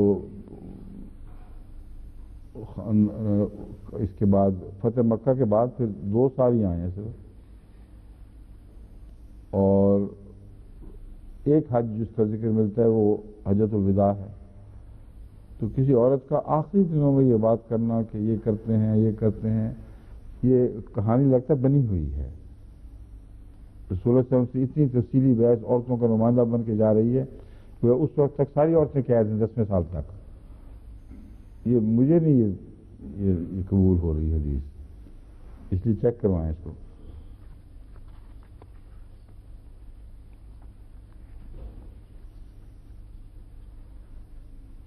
اچھا، یہ باتیں بھی صحابہ کی مجلس میں سب میں عام میں ہو رہی ہیں، نمائندہ بن کے آئی ہیں، صحابہ کی موجودگی میں بات کر رہی ہیں اور ابھی اپنی قید کا شکوہ ہے۔ یہ کیسے ہو سکتا ہے پھر؟ جہاں ایسی آزادی ہے عورت کو کہ مردوں کی مجلس میں دندناتی ہوئی آئے اور آ کے شکوے کرے، وہ یہ شکوے کرے کہ ہم قید ہیں، تمبوؤں میں بند ہیں، یہ کیسے ہو سکتا ہے؟ تو رسول اللہ صلی اللہ علیہ وسلم نے صحابہ کی طرف مڑے اور انہیں مخاطب کر کے فرمایا، اس عورت سے زیادہ عمدگی کے ساتھ کوئی عورت اپنے مسئلہ اور کیس کو پیش کر سکتی ہے؟ صحابہ نے عرض کیا، حضور ہمیں تو گمان بھی نہیں تھا کہ کوئی عورت اتنی عمدگی کے ساتھ اتنے اچھے پیرائے میں اپنا مقدمہ پیش کر سکتی ہے۔ یہ ساری باتیں طرز بیان مجھے تو حدیث سے بڑھ کر ایک سوچنے والی کی کہانی نظر آ رہی ہے۔ بہرحال ہمارے علماء دیکھ لیں گے، اس کی حیثیت مجھے بتائیں گے۔ پھر مسئلہ تو پہنچے نہیں آخر پہ، کہا کیا پھر آخر پہ اس کے مقدمہ، ان کے مقدمہ پیش کرنے کی تعریف میں رسول اللہ صلی اللہ علیہ وسلم نے بہت وقت لگایا۔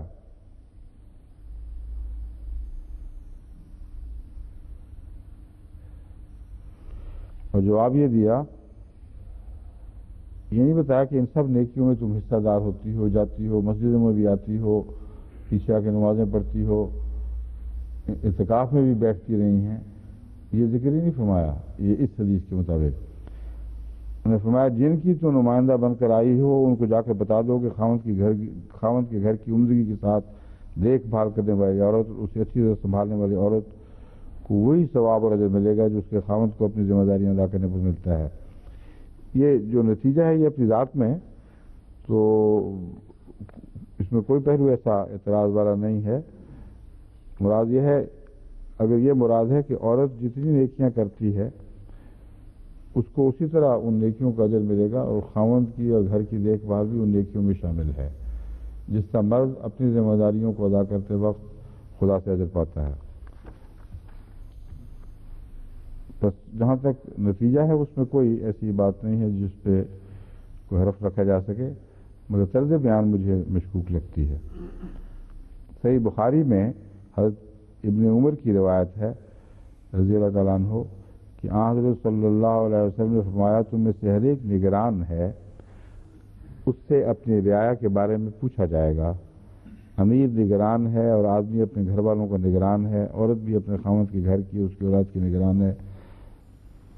بس یہ جو مضمون ہے اب یہ چلتا چلتا دوسری سمت میں چلا گیا سارا۔ ہم تو احسان کے تعلق میں جو حقوق ہیں مرد کے عورت پر، عورت کے مرد پر، وہ بیان کرنا چاہتے ہیں، مگر چونکہ بحث عورت کی چل پڑی، اب جو اکٹھے کرنے والے ہیں روایتیں، انہوں نے ہر قسم کی روایتیں یہاں اکٹھی کر دی ہیں۔ میرا خیال اب اس کی کافی ہو گیا مضمون، اس کو اب چھوڑنا چاہیے۔ ہاں، ایک بات جو سنن ابو داؤد نے لکھی ہے وہ ایک اچھی عادت ہے جس کی طرف اشارہ فرمایا گیا ہے۔ عبد الرحمن بن ثوبان نے ایک صحابی کے حوالے سے کہا کہ حضرت علی نے بنت رسول حضرت فاطمہ رضی اللہ تعالیٰ عنہ سے شادی کی۔ جب آپ حضرت فاطمہ کے پاس جانے لگے تو رسول اللہ صلی اللہ علیہ وسلم نے روک فرمایا کہ پہلے فاطمہ کو کچھ تحفہ دو۔ حضرت علی نے عرض کیا کہ میرے پاس تو کوئی چیز نہیں ہے۔ حضور نے فرمایا اپنی زرہ ہی دے دو۔ بس حضرت علی اپنی زرہ دینے کے بعد حضرت فاطمہ کے پاس گئے۔ اب مراد سمجھ نہیں آئی اس بات کی، اگر نکاح تھا تو نکاح میں جہیز مقرر ہوا ہوگا۔ یہ بعض لوگ کہتے ہیں زرہ جہیز تھی، مگر یہ کچھ عجیب سی بات ہے۔ یہ کوئی اس سے جو نتیجہ نکالا گیا ہے، لکھنے والے نے نکالا ہے کہ ازواجی زندگی سے پہلے تحفہ دینا، یہ معاملہ مجھے مشکوک نظر آ رہا ہے۔ اس سے یہ استنباط اس سے نہیں ہوتا میرے نزدیک مراد یہ ہے کہ اگر کوئی مہر مقرر ہو چکا ہے تو پھر وہ اور پہلے دینے کا معاملہ طے ہو چکا ہو تو وہ دینا چاہیے. اور جہاں تک تحفے کا تعلق ہے وہ تو ایک کھجور بھی ہو سکتی ہے، اس میں تو کوئی یہ کہنا کہ ادھر تو بنتا ہی نہیں کہ میرے پاس کچھ بھی نہیں ہے. بہرحال شوق میں لوگوں نے سب روایتیں اکٹھی کی ہیں، ضمناً ہمارے علم میں یہ باتیں آ جائیں تو اچھی بات ہے.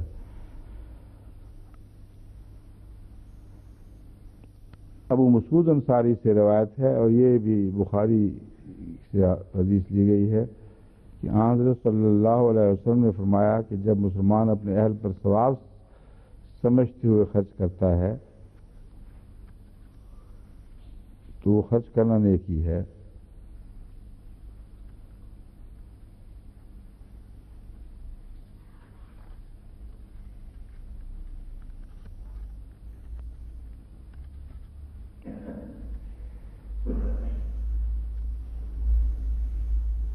ایک سنن ابی داؤد کی حدیث ہے جس سے یہ پتہ چلتا ہے کہ دو بیویوں میں سے ایک کی طرف جھکنے والا قیامت کے دن ایک خام وجود کی صورت میں اٹھے گا. مطلب یہ نہیں کہ لفظی طور پر جیسا کہ حدیث میں آتا ہے اس کا دھڑ ایک طرف جھکا ہوا ہوگا اور آدھا دھڑ گرا ہوا ہوگا، یعنی آدھا فالج زدہ ہوگا. یہ ایک روحانی مثال ہے جو جسمانی مثال کی صورت میں پیش کی جا رہی ہے. اسے بین ہی جسمانی مثال سمجھنا درست نہیں ہے. مراد صرف اتنا ہے کہ اس کا وجود جنت میں وہ اس صحت کے ساتھ داخل نہیں ہوگا جس صحت کے ساتھ انصاف کرنے والے داخل ہوتے ہیں. اور کیونکہ جہنم تو فرمایا نہیں، آدھا فرمایا ہے، لیکن آگے پھر مسئلہ اٹھ کھڑا ہوگا کہ جنت میں وہ ٹیڑھے میڑھے آدھے لنگڑے داخل کیسے ہوں گے. بس یہ جو حدیثیں ہیں ان کو زیادہ گہری نظر سے دیکھنا چاہیے کہ کیا معنی رکھتے ہیں، کیونکہ ساری عمر جنت میں لولا لنگڑا ہی پھرتا رہے یہ تو نہیں ہو سکتا. جبکہ رسول اللہ صلی اللہ علیہ وسلم نے واضح طور پر فرمایا ہے کہ جنت میں کوئی بھی ان بدنی کمزوریوں کے ساتھ داخل نہیں ہو سکتا. وہ حدیث جس میں ایک بڑھیا نے سوال کیا رسول اللہ صلی اللہ علیہ وسلم سے تو آپ نے فرمایا کوئی بوڑھا جنت میں نہیں جائے گا. تو اس نے تو واویلا شروع کر دیا، مارے گیا ہم تو میں تو بڑھیا ہوں. اس پر رسول اللہ صلی اللہ علیہ وسلم پھر اس کو تسلی دی کہ نہیں، مراد یہ نہیں ہے کہ جو بھی جائے گا اللہ اسے جوان ہی داخل کرے گا. تو جنت میں امپرفیکٹ وجودوں کا کوئی ذکر نہیں مل سکتا. ہاں مراد یہ صرف اتنی مراد ہو سکتی ہے کہ اس کو وہ لطف نصیب نہیں ہوگا جنت کا جو منصف مزاج خاوند کو ہو سکتا ہے. اس سے آدھا لطف اٹھائے گا، وہ پورا لطف نہیں اٹھا سکتا. یہ تو درجے جو کہ جنت کے ہیں یہ ممکن ہے. یہ لیں ابھی میاں بیوی کے تعلقات بالقربہ میں آ گئے اور بیٹوں اور بیٹیوں کے باپ پر کیا حقوق ہے اور ان سے احسان کا معاملہ کیسے ہونا چاہیے، اس کی کوئی مثال نہیں. دوسرے آپ سے میں نے کل بھی کہا تھا کہ اتنے ایگزاسٹو اسٹڈی نہ پیش کیا کریں، ہم نے صرف نمونے دینے ہیں. میں نے شروع میں درس میں کہا تھا کہ اگر ہم ایگزاسٹو اسٹڈی شروع کریں اور اس پہ تفصیلی ہو جائیں تو 1 گھنٹہ صرف ایک شعبے کے لیے بھی کافی نہیں ہے، یا 1.5 گھنٹہ. چند نمونے چاہیے صرف. اب الجار کی بحث لیتے ہیں. حضرت عبداللہ، جار سے مراد پڑوسی، حضرت عبداللہ بن عمر بیان کرتے ہیں، وقت ہے نا کافی ہے. حضرت عبداللہ بن عمر بیان کرتے ہیں کہ رسول اللہ صلی اللہ علیہ وسلم نے فرمایا کہ اللہ تعالیٰ کے نزدیک ساتھیوں میں سے وہ ساتھی اچھا ہے جو اپنے ساتھی کے لیے اچھا ہو، اور پڑوسیوں میں سے وہ پڑوسی جو اپنے پڑوسی سے اچھا سلوک کرے. حضرت ابن عمر کی روایت ہے، یہ میں بیان بھی کر چکا ہوں غالباً، وہی ہے یہ کہ جبرائیل نے مجھے پڑوسیوں سے حسن سلوک کی اتنی تاکید کی کہ میں نے سمجھا کہ بعید نہیں کہ وہ پڑوسی کو وارث بھی قرار دے دے۔ صحیح بخاری کی ایک حدیث ہے، ابو شریح سے روایت ہے کہ نبی صلی اللہ علیہ وسلم نے فرمایا، خدا کی قسم وہ مومن نہیں ہے، یہ وہی ہے جو کل میں نے بیان کر دی تھی، جس کے شر سے اس کا پڑوسی محفوظ نہیں۔ یہ ہو چکے ہیں تو پھر یہاں کیوں عنوان لگ گیا اوپر؟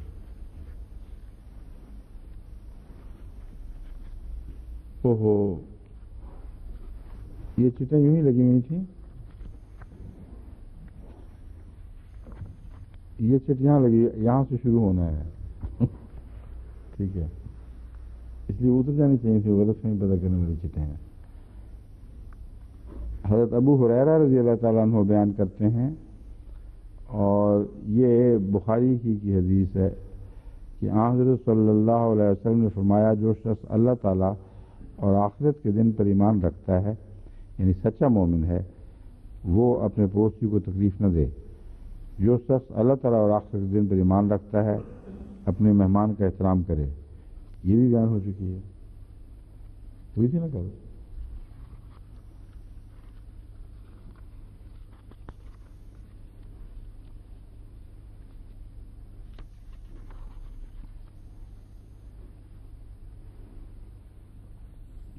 حضرت عبداللہ بن مسعود بیان کرتے ہیں کہ ایک شخص نے رسول کریم صلی اللہ علیہ وسلم سے عرض کیا، مجھے کس طرح معلوم ہو کہ میں اچھا کر رہا ہوں یا برا؟ حضور نے فرمایا صلی اللہ علیہ وسلم کہ جب تم اپنے پڑوسیوں کو یہ کہتے ہوئے سنو کہ تم بڑے اچھے ہو تو سمجھ لو کہ تمہارا طرز عمل اچھا ہے، اور جب تم پڑوسیوں کو یہ کہتے سنو کہ تم بڑے برے ہو تو سمجھ لو کہ تمہارا رویہ برا ہے۔ مطلب یہ ہے کہ اگر پڑوسی تم سے شاکی ہیں تو پھر تم اچھے ہو ہی نہیں۔ لیکن یہ ایسا ایک قاعدہ کلیہ نہیں ہے کہ جس میں ہر پڑوسی کا ہر طرف سے ضرور جائز ہی ہوگا، ورنہ ہمارا پڑوسی تو ہمیں بہت ہی برا سمجھتا ہے ہم تو مارے گئے ایسے ہوتے ہیں۔ مراد یہ ہے کہ عموماً اس لیے ویسے ہی بیان ہے جیسے کہا جاتا ہے زبان خلق کو نقارہ خدا سمجھو۔ اگر عام طور پر پڑوسی کسی کی تعریف کرتے ہیں تو اچھا ہے، اور اگر پڑوسی کسی کو برا دیکھتے ہوں تو برا ہے، کیونکہ پڑوسی اس کے آنے جانے اس کی طرز کو خوب جانچ رہے ہوتے ہیں۔ اور یہاں کے جو حالات ہیں انگلستان میں، ان میں تو بہت ہی زیادہ ضروری ہے کہ پڑوسی کا خیال رکھا جائے، کیونکہ یہ ان کے گھر اکثر کھوکھے سے بنے ہوتے ہیں۔ یہاں جو ایک کمرے میں شوٹ کرو تو ساتھ پڑوسی کے گھر بھی آواز جا رہی ہوتی ہے، زور سے پاؤں مارو تو نچلے والے اس شور کو سنتے ہیں، اور پھر انسان کی رات کی باتیں بھی ہیں وہ بھی دوسری طرف پہنچ رہی ہوتی ہیں۔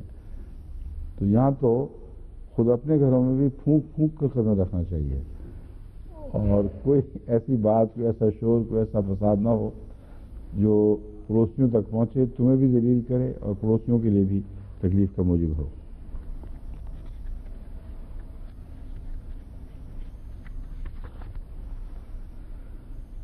یہ پڑوسی بھوکا نہ سوئے۔ عباسیہ بن رفاع سے روایت ہے کہ میں نے رسول اللہ صلی اللہ علیہ وسلم کو یہ فرماتے ہوئے سنا، کوئی آدمی ایسا نہ کرے کہ خود تو پیٹ بھر کر کھائے اور اس کا پڑوسی بھوکا سوئے۔ اب یہ جو حدیث ہے یہ بھی ان معنوں میں تو وہ قابل قبول نہیں، قابل عمل نہیں ہے کہ ہر روز انسان سونے سے پہلے اپنے پڑوسی سے پتہ کرے کہ تم کھانا کھا لیا کہ نہیں تم نے۔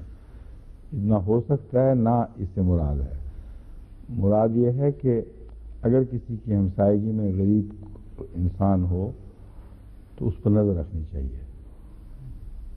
یہ نہ ہو کہ خود وہ بے نیاز ہو کر عیش و عشرت کر رہا ہے، اچھے کھانے کھا رہا ہے، اور پڑوسی پہ کچھ ایسی راتیں بھی آتی ہیں کہ وہ فاقے کرتا ہے۔ یہ معنی ہے اس کے کہ آنکھیں کھول کر رہو اور اپنے پڑوسیوں پر نظر رکھو، جو غریب ہیں ان کا خیال کرو۔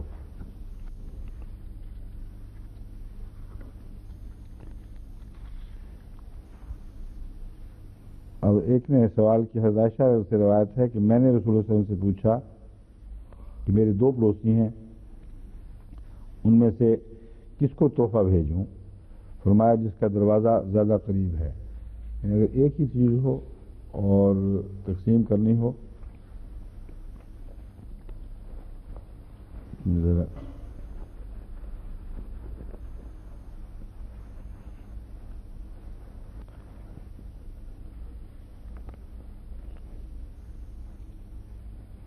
ٹشوز بھی ہیں میری جیب میں اور رومال بھی ہے. میں ٹشو اس لیے نہیں نکال رہا کہ جب کئی دفعہ جب مجھے لوگ ٹشو استعمال کرتے دیکھتے ہیں تو سمجھتے ہیں رومال ہے ہی نہیں، تو رومال کے تحفے بھیجنے شروع کر دیتے ہیں. تو میں نے کہا کہ یہ نہ ہو کہ اب سلسلہ تو رومالوں کا ہی شروع ہو جائے، اس لیے ڈھونڈ کے رومال نکالا ہے.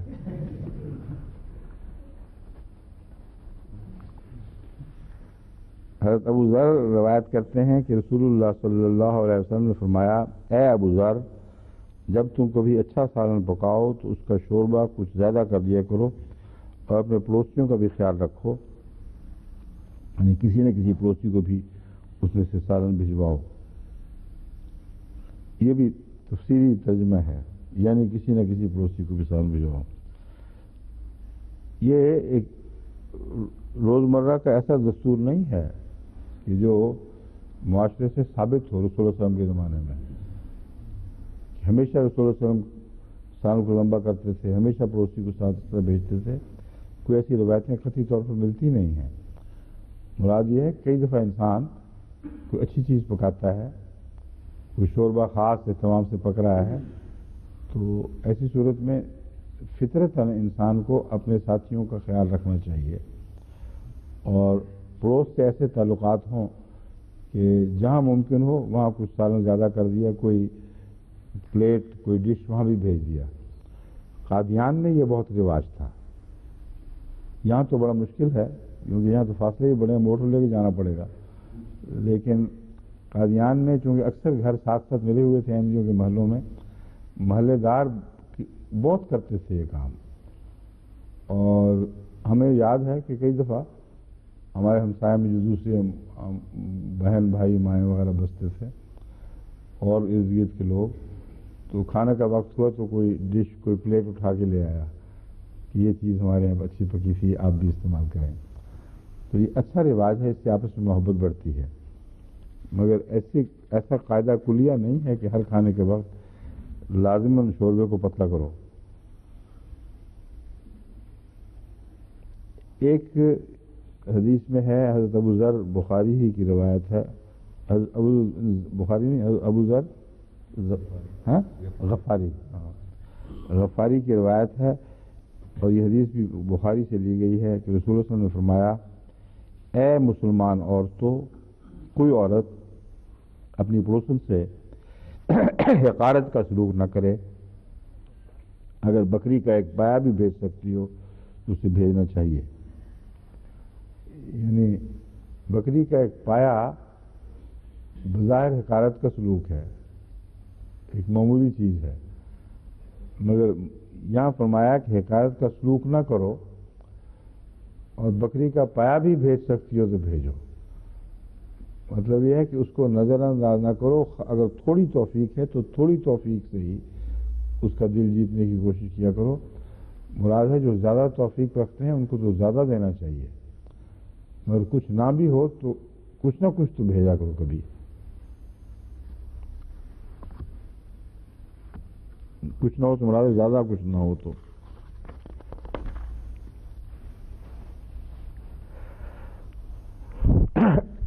ایک کتاب ہے الادب المفرد للبخاری.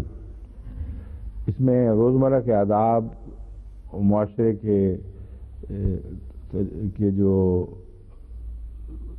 سلوک اور ذمہ داریاں ہیں ان کے اوپر بہت ہی اچھی پیاری حدیثیں اکٹھی کر لی ہیں حضرت امام بخاری نے.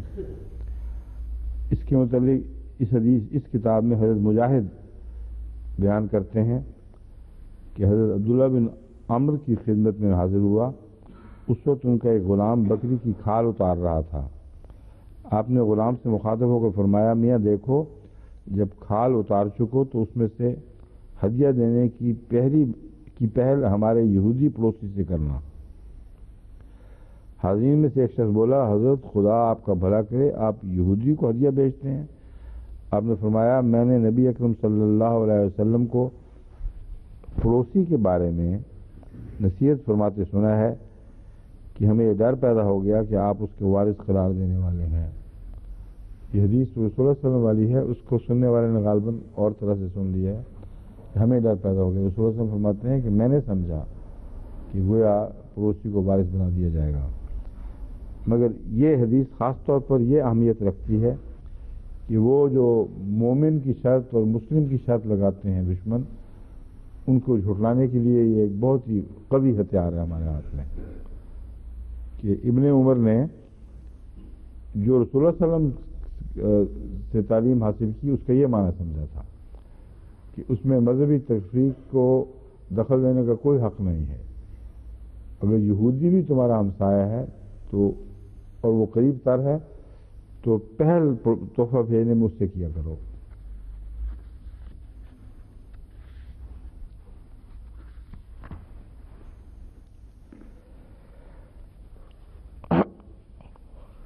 یہی اسی کتاب ادب المفرد البخاری سے روایت عبداللہ بن مصابر کی لی گئی ہے کہ ابن عباس ابن زبیر بتا رہے تھے کہ میں نے حضرت صلی اللہ علیہ وسلم کو یہ فرماتے ہوئے سنا کہ وہ مومن نہیں جو خود تو شکمسیر ہو اور ہمسایہ بھوکا رہے۔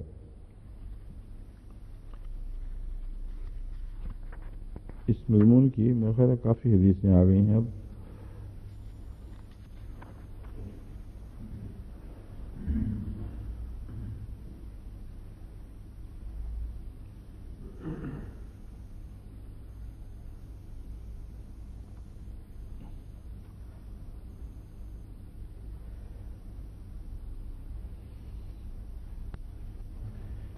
یہ بھی ایک ایسی حدیث ہے جو عجیب و غریب سی مضمون پر مشتمل ہے، اس لیے جب تک تحقیق نہ پوری کر لی جائے اس کی حیثیت کی، اس وقت تک اسے سند لینا غالباً مناسب نہیں ہوگا۔ ایک ابو ہریرہ سے روایت ہے کہ ایک شخص رسول اللہ صلی اللہ علیہ وسلم کی خدمت میں حاضر ہوا کہ میرا پڑوسی مجھے تنگ بہت کرتا ہے، تو آپ نے فرمایا اپنا سامان گھر کا نکالو اور رستے میں رکھ دو۔ اور یہ عجیب سی بات ہے، یہ رسول اللہ صلی اللہ علیہ وسلم کی مزاج سے متصادم لگتی ہے بات، اور اس کا نتیجہ یہ ہوا کہ لوگوں نے اس پر بڑی لعنت ملامت کی، اور جو لعنت ملامت ہوئی اس پر، پھر وہ حاضر ہوا رسول اللہ صلی اللہ علیہ وسلم کی خدمت میں اور معافی مانگی۔ مجھ سے کہتا میرے پاس حاضر ہوا اور بہت معافیاں مانگی اور کہا اب خدا کے لیے اپنے گھر واپس جاؤ، آئندہ میں تمہیں نہیں ستاؤں گا۔ اب یہ ایک ترکیب کسی اور کو سوجی لگتی ہے مجھے، لیکن کتاب المفرد سے لی گئی، پتہ کریں کیا کس طرح کی حیثیت کیا ہے۔ مسافر کے حقوق کا جہاں تک تعلق ہے، حضرت ابو ہریرہ رضی اللہ تعالیٰ بیان کرتے ہیں کہ ایک مسافر حضور صلی اللہ علیہ وسلم کے پاس آیا، آپ نے گھر کہلا بھیجا کہ مہمان کے لیے کھانا بھجواؤ۔ جواب آیا کہ پانی کے سوا گھر میں کچھ نہیں۔ اس پر صحابہ سے آپ نے فرمایا کہ مہمان کا کھانے کا بندوبست کون کرے گا؟ یہ وہ روایت ہے جو پہلے بارہا بیان ہو چکی ہے، مگر جہاں تک مسافر کے حقوق کا تعلق ہے یہ بات یاد رکھنی چاہیے کہ حضرت صلی اللہ علیہ وسلم ان کو مسجد نبوی میں بھی جگہ دے دیا کرتے تھے، اور بعض مسافر اپنی بیماری کی وجہ سے یا بہت زیادہ کھا کر مسجد کو گندہ بھی کر دیتے تھے۔ اس پر بھی جب صحابہ نے ناراضگی کا اظہار کیا تو رسول اللہ نے فرمایا نہیں، مہمان تھا، غلطی ہو گئی اس سے، خود پانی منگوا کر دھویا ہے۔ تو یہ صرف مہمانی کا مضمون نہیں ہے، مسافروں سے یہ حسن سلوک ہے۔ ہر مسافر کو اپنے گھر سے زیادہ آرام اسلامی معاشرے میں مل سکتا ہے۔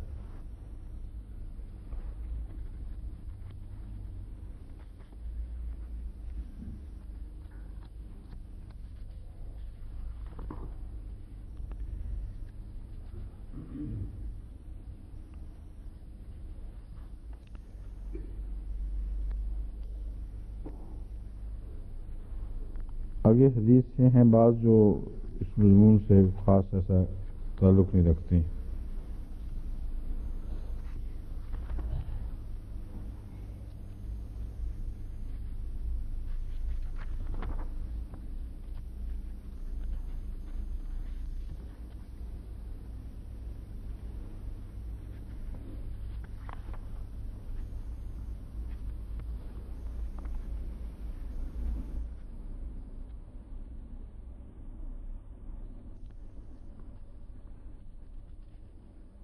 جہاں تک مسافر کا ذکر ہے معین کہ مسافر کے حقوق کیا ہیں، جو مسافر رسول اللہ صلی اللہ علیہ وسلم کی خدمت میں حاضر ہوا کرتے تھے ان کے متعلق تو کثرت سے یہ گواہیاں ملتی ہیں کہ ان کے ساتھ بہت احترام کا سلوک ہوتا تھا.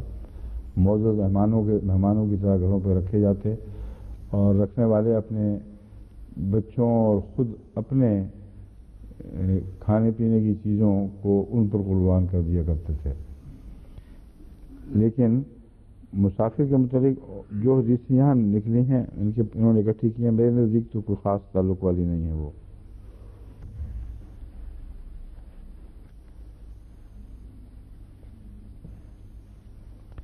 سفر پہ جانے کی دعائیں، آنے کی دعائیں، اب اس کا مسافر سے احسان والا سلوک کا تو کوئی تعلق نہیں نہ بنتا.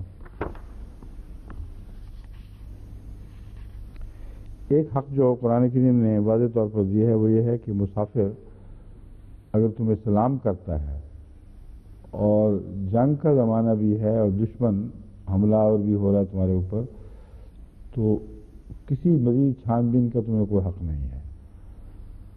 اس کے سلام ہی کو اس کی امانت، اس کے محفوظ ہونے کا ذمہ دار سمجھنا چاہیے. یعنی اس کا سلام کہنا اس بات کی ضمانت ہوگا کہ تم اس کے اوپر، اس کا خون تم پر حرام ہو گیا، تم اس کے اوپر کسی قسم کی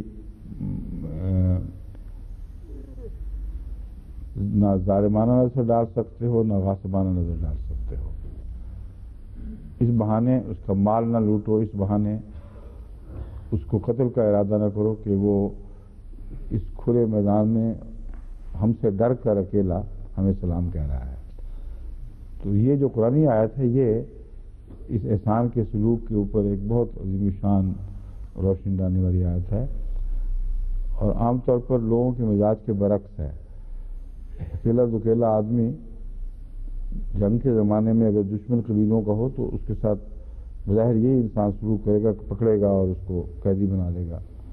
لیکن اسلام نے اس کی حفاظت ایسی فرمائی ہے کہ کوئی مسافر راستہ چلتے غیر محفوظ نہیں ہے. چاہے جنگ کا دور بھی ہو تو مسافروں کے امن کو کی اس سے بہتر ضمانت نہیں دی جا سکتی. غلاموں سے سلوک کا جہاں تک تعلق ہے اس میں تو بہت ہی تفصیلی تعلیم ہے اور کثرت سے ملتی ہے، جس کا خلاصہ یہ ہے کہ غلام کو جس طرح میاں کو فرمایا کہ جو خود کھاؤ بیوی کو کھلاؤ، جو خود پہنو بیوی کو پہناؤ، ویسا ہی غلام کے متعلق رسول اللہ صلی اللہ علیہ وسلم نے بار بار تاکید فرمائی کہ جو کچھ کھاتے ہو ویسے ہی غلام کو کھلایا کرو، جو پہنتے ہو ویسے ہی غلام کو پہنایا کرو.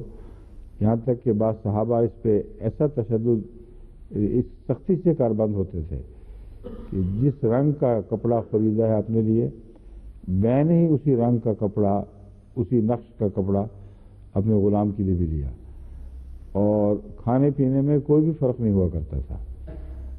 مگر رسول اللہ صلی اللہ علیہ وسلم سے ایک یہ بھی ثابت ہے کہ اگر تم بالکل ویسا نہیں کھلا سکتے، یعنی فرض کے طور پر نہیں، یہ احسان کی تعلیم ہے، اس لیے میں نے احسان کے نیچے اس کو بیان کیا ہے. یعنی فرائض میں سے نہیں ہے، مگر مومن کی حسن خلق سے توقع ہے کہ وہ اپنے غلام سے اس حد تک برابری کا سلوک کرے. تو فرمایا کہ پھر چند لقمے ہی دے دیا کرو اس کو اس چیز کے جو تم کھا رہے ہو، اور اس کا سالن الگ ہے تو کچھ تو وہ اس کو ملے جو تمہاری میز پر کھایا جا رہا ہے، تاکہ اس کو پتہ چلے کہ یہ نعمتیں بھی دنیا میں موجود ہیں. پھر فرمایا کہ اس کو کبھی اس کو بٹھایا کرو اور خود اس کی خدمت پر کھڑے ہو جایا کرو. تاکہ غلام کو یہ احساس ہو کہ میں کوئی ذلیل چیز نہیں ہوں. جس طرح میں مالک کی خدمت کر رہا ہوں، آج مالک میری خدمت کر رہا ہے اور اس سے اس کی عزت نفس کا قیام ہوتا ہے. تو اسلامی معاشرے میں جہاں ما ملکت ایمانہم کا مضمون ملتا ہے، اس سے بسا اوقات لوگ یہ سمجھتے ہیں یہ غلامون معنوں میں ہے جو دنیا سمجھتی ہے. اسلام میں جو غلامی کی تعلیم ہے وہی تعلیم جیسے کہ مسیح علیہ السلام نے اس آیت کی تشریح میں فرمائی، آج کل نوکروں پر بھی ان معنوں میں اطلاق پاتی ہے. آپ نے غلام کے ساتھ گھر کے کام کاج کے نوکروں کو بھی داخل فرمایا کہ ان سے اسی طرح حسن سلوک کیا کرو، اور جہاں تک انسان کوشش کرتا ہے کرنی چاہیے. مگر مشکل یہ ہے کہ ہمارے معاشرے میں نوکروں اور مالکوں کے درمیان اتنے فرق ڈال دیے گئے ہیں کہ آپ اگر کوشش بھی کریں تو نوکر کسی قیمت پہ ساتھ نہیں بیٹھے گا، جتنا مرضی زور لگا رہے. اور بعض دفعہ پھر حکمن بٹھا کر کہ نہیں اس بار تو ہم نے کروا کے چھوڑنا ہے، ان کو کھلایا جائے تو ان بیچاروں کا کھانا حرام ہو جاتا ہے. یہاں تک یہ رحم آتا ہے کہ اب اس مصیبت سے اس کو چھوڑ ہی نجات ہی دی جائے. مگر رسول اللہ علیہ وسلم کے زمانے میں یہ اجنبی بات نہیں تھی، یہ روزمرہ معاشرے کا حصہ بن چکا تھا. اور پھر غلام سے اگر کبھی سختی بھی کرنی پڑے تو اس سختی کے نتیجے میں سزا یہ ہے کہ اس کو آزاد کر دو. یہ بھی اسلام کی تعلیم کے حسن کا ایک شاہکار ہے کہ چھوٹی چھوٹی غلطیوں پر جو غلام سے سرزد ہوتی ہیں، اگر تم نے غصے کا اظہار کر دیا تو اس کی آزادی واجب ہو گئی. ایک دفعہ ابو مسعود انصاری بیان کرتے ہیں کہ میں ایک اپنے غلام کو مار رہا تھا. رسول اللہ علیہ وسلم کی آواز آئی پیچھے سے، ابو مسعود، اللہ تم پر اس سے زیادہ قدرت رکھتا ہے جو تو جتنی اس غلام پر رکھتا ہے. ایسا جلال تھا اس آواز میں کہ تمہیں کانپ اٹھا. سوائے اس کے میں اور کچھ نہیں کہہ سکتا کہ یا رسول اللہ میں اپنے غلام کو آزاد کرتا ہوں. یہ وہ حقوق ہیں اسلام میں غلامی کے جس کو دنیا سے بالکل ناواقف ہے. یہ جہالت میں حملے کرتے ہیں. ان کا اپنا غلاموں سے سلوک اتنا ظالمانہ، اتنا صفاقانہ رہا ہے کہ اب بھی بعض جو عورتیں ہیں، یعنی آج کل کے زمانے میں بھی عورتیں بکتی ہیں. اور یہاں بعض ممالک سے جو مشرق بعید کے ممالک ہیں ان سے باقاعدہ عورتیں آتی ہیں یہاں گھروں میں آ کر وہ بک جاتی ہیں اور ان سے انتہائی بدسلوکی ہوتی ہے. لوگوں کو پتہ نہیں اکثر کو اس بات کا، لیکن کئی تحقیقات ایسی شائع ہو چکی ہیں جن سے صاف پتہ چلتا ہے کہ فی زمانہ یہاں بھی غلامی جاری ہے اور بڑی سخت مار کٹائی ہوتی ہے ان کی، اور ان کی زندگی رین ہو جاتی ہے. اور طریقہ یہ ہے کہ پاسپورٹ اپنے قبضے میں ہوتا ہے، اور اگر کوئی آگے سے بولے کہہ کہ میرا حق ادا کرو تو پاسپورٹ رکھ کر پھاڑ کر اس کو پھینک دیں گے باہر، پولیس کو رپورٹ کر دیں گے کہ یہ ایک ناجائز انٹری ہے یہاں، اس کو اٹھا کے باہر پھینک دو. تو قرآنی تعلیم میں جہاں غلامی کی اجازت ہے وہاں ان شرائط کو بھی ملحوظ رکھنا چاہیے. کیونکہ چنانچہ رسول اللہ صلی اللہ علیہ وسلم نے فرمایا جواب میں، اگر تو ایسا نہ کرتا تو آگ میں داخل ہوتا.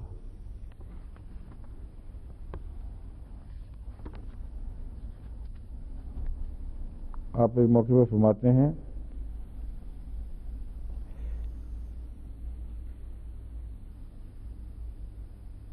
حضرت سوید معرور بن سوید بیان کرتے ہیں کہ میں نے حضرت ابو ذر کو ایک خوبصورت جوڑا پہنے ہوئے دیکھا. ان کے غلام نے بھی ایسا ہی جوڑا پہن رکھا تھا. میں نے تعجب سے ان سے پوچھا تو فرمایا حضرت صلی اللہ علیہ وسلم کے زمانے میں انہوں نے اپنے غلام کو برا بھلا کہا اور اس کی ماں کے عیب بیان کیے اور شرم دلائی کہ تم وہی ہو نا فلاں عورت کے بیٹے. حضور کو جب اس کا علم ہوا تو آپ نے فرمایا تم میں جہالت کی رگ ابھی تک قائم ہے. یہ غلام تمہارے بھائی ہیں، وہ تمہارے خادم ہیں. اللہ تعالیٰ نے انہیں تمہاری نگرانی میں دیا ہے. جس شخص کے تحت اس کا بھائی ہو وہ اسے وہی کھلائے جو خود کھاتا ہے، وہی پہنائے جو خود پہنتا ہے. اپنے غلاموں سے ان کی طاقت سے زیادہ کام نہ لو.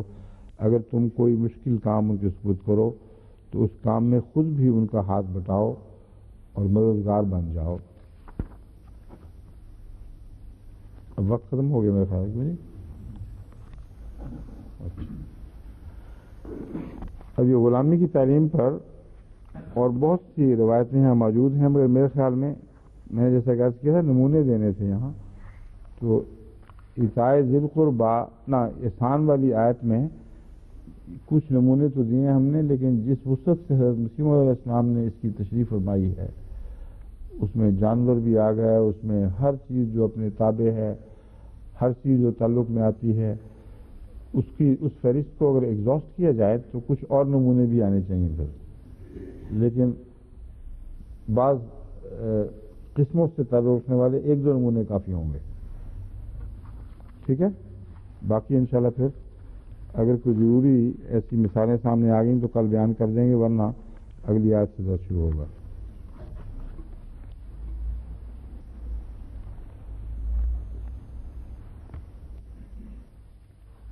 اس میں کچھ اور باتیں ہیں جو رہ گئیں؟ اچھا جی، السلام علیکم ورحمۃ اللہ.